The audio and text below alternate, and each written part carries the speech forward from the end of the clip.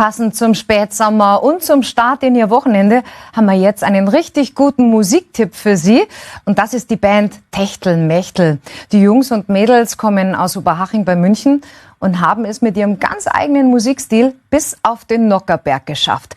Jetzt gibt's einen neuen Song und meine Kollegin Jamila Wagner hatte bei Tra di Bella sofort gute Laune. Drum Musik schneller, es bleibt Bio. Tra di Bella, und dann mach auf, Tra di schneller. Sehr gescheit nochmal lauter, und dann lege Schritten. Ihre Musik betiteln sie gern als Isar Groove, eine bunte Mischung aus Reggae, Rock'n'Roll und Mundart. Mit ihrem neuen Song Tra di Bella wollen sie bayernweit durchstarten. Momentan alles trist, alles blöd, alles Corona und jeder zeigt der Legend und das soll halt eben nicht sein. Weil wir wollen, dass es ein bisschen aufgeht, dass ein bisschen Gaudi zusammengeht, dass es einfach ein bisschen lockerer und lustiger ist. Gegründet wurde die Band vor 2 Jahren.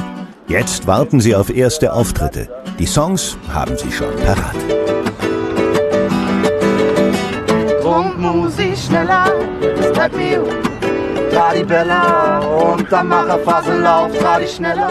Inspiration für ihre Texte finden sie in ihrer Heimat, Bayern, München, die Isar, Freunde und einfach das Leben genießen. Wichtig für das Heimatgefühl, ihr Dialekt. Ich finde, das muss einfach sein, weil wir sind in Bayern, wir leben in München, gerade wo du sagst, also da gehört es eigentlich normalerweise hier, das Bayerische. Neben der Musik verbindet die Bandmitglieder aber auch eine enge Freundschaft. Oft, wenn es bei einem nicht so gut läuft, dann unterstützt man sich und das ist wirklich wie eine zweite Familie geworden für uns. Und der Zusammenhalt ist auf jeden Fall da. Aber Spaß haben wir trotzdem, das Bier schmeckt uns auch immer gut und dann kommt der Spaß von allein. Spaß macht die Musik jetzt schon. Ein neues Album ist auch schon produziert. Mit Tra di Bella ist der Start auf jeden Fall gemacht. Musik schneller, es bleibt Bio. Tra di Bella, und dann mach auf, Tra di schneller. Sehr gescheit